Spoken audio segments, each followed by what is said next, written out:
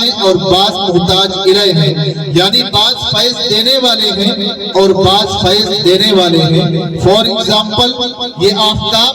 یعنی سورج کی شعاعیں اور بارش یہ فیض دینے والے ہیں، اور زمین اور یہاں کی ہری بھری کھیتیاں اور باغات فیض دینے والے ہیں۔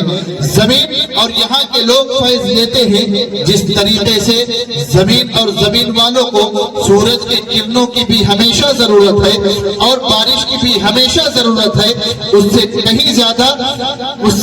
زیادہ ان دنیا والوں کو اولیاء اللہ کی بھی ضرورت ہے اور علماء کی بھی ضرورت ہے۔ میں بتانا یہ چاہتا ہوں کہ دنیا والوں کو اللہ کے ولیوں کی ضرورت جو ہے، تو میں بتاؤں جس طریقے سے عالم اجسام میں بعض جسم محتاج ہیں اور بعض محتاج الیہ ہیں، یعنی بعض فیض دینے والے ہیں اور بعض فیض دینے والے ہیں، اسی طریقے سے عالم روحانیات میں بعض جسم فیض دینے والے ہیں اور بعض فیض دینے والے ہیں۔ مثال کے طور پر انبیاء اور ان کے ذریعے سے علماء اور مشائخ اور اولیاء یہ فیض دیتے ہیں اور ہم لوگ فیض لیتے ہیں۔ اللہ نے علماء دین کو بارش نبوت کا تالاب فرمایا ہے۔ پتہ چلا دنیا کو اللہ کے ولیوں کی بھی ضرورت ہے اور دنیا کو علماء کی بھی ضرورت ہے۔ اور میں آپ کو بتاتا چلوں پروردگار عالم نے 1,24,000 یا کم و بیش 2,24,000 انبیاء کرام کو اس دنیا میں بھیجا ہے۔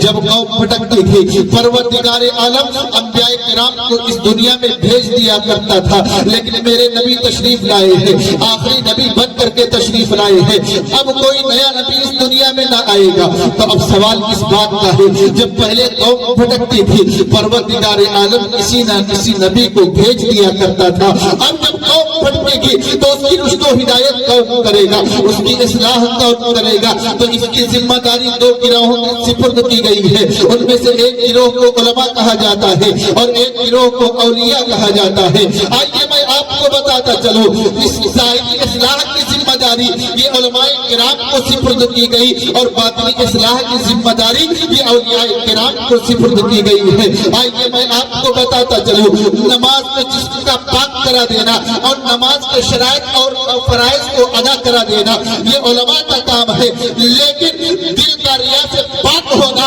اور نماز کو قبول کرا دینا یہ اولیاء اللہ کا کام ہے۔ گویا شرائط ادا علماء کراتے ہیں اور شرائط ادا علماء کراتے ہیں اور شرائط قبول اللہ کے ولی کراتے ہیں۔ گویا یہ دونوں جماعتیں ایمان اور اعمال کے 2 بازو ہیں، جس طریقے سے کوئی پرندہ بغیر دونوں بازوؤں کے نہیں اڑ سکتا ہے، اسی طریقے سے ہمارے اعمال بغیر ان دونوں گروہوں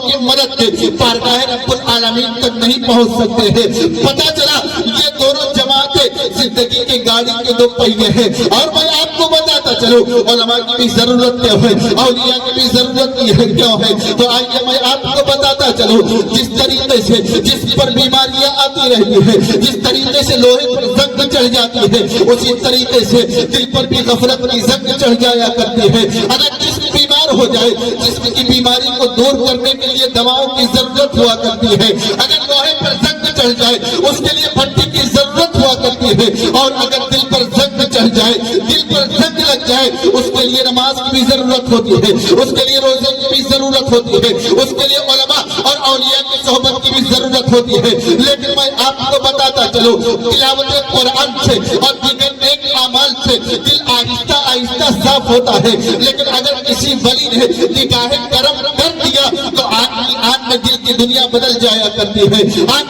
میں دل صاف ہو جایا کرتا ہے۔ آئیے میں آپ کو بتاتا چلوں سرکار غوث اعظم ہے، سرکار غوث اعظم کے گھر میں ایک چور آیا ہے، چوری کرنے کے لیے آیا ہے، سرکار غوث اعظم کی بارگاہ میں آیا ہے، چوری کرنے کی غرض سے گھسا ہے، لیکن واپس جانے کے لیے دروازہ نہیں پا رہا ہے، ڈر کے مارے ایک مسلح کو لیتا ہے اور لینے کے بعد ایک کونے میں چھپ کر کے بیٹھ جاتا ہے۔ حضرت حسین علیہ السلام و تسلیم آتے ہیں اور کہتے ہیں فلاں جگہ کا قطب انتقال کر گیا ہے، اس